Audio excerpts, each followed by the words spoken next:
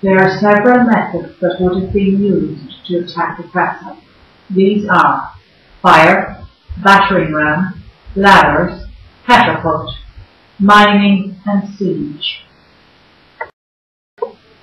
Catapult, also known as siege engines, were mainly used to fire stones, fireballs and other objects such as dead sheep or cattle, or sometimes even plague victims. This type of catapult works by twisting the ropes as tightly as possible so that it acts like elastic when the arm is released.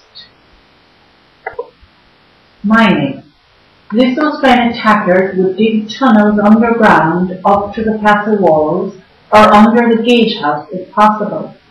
They would then set off an explosion which would cause the castle walls to crumble and collapse. This was a good method because the attackers could not be seen by the people living in the castle. However, if the attackers were seen, then the people living in the castle would dig a tunnel to meet the attackers, and then there would be a sword fight. Battering ram. This is a very heavy wooden bar which would be used to knock down thick walls of a castle. This was particularly useful because it would have a very strong force because of the weight of the bar, and this would have the weight of several men behind it. Fire. This was on the moat and bailey castles as they were made of wood, and so the fire would have spread easily. The fire would be started by starting a bonfire outside the wooden fence, or by archers shooting fire arrows into the castle. This is why stone castles started being built. Ladders.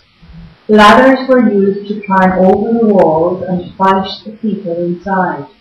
However, ladders were very dangerous because a man would be left climbing the ladder and could be subject to attack by arrow, boiling water, or oil being thrown to the ground off the ladder. To prevent this type of attack, the belfry or siege tower was developed. This was a large structure on wheels that could be pushed up to the castle walls. There were ladders inside that the men would be able to climb up to the top under cover. The castle owner stopped this happening by piling up earth beside the walls of the castle so that the belfry could not be pushed up to the walls.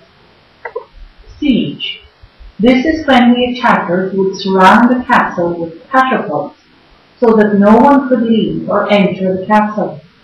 Sieges could last for months, usually until the people living in the house would come out to get food.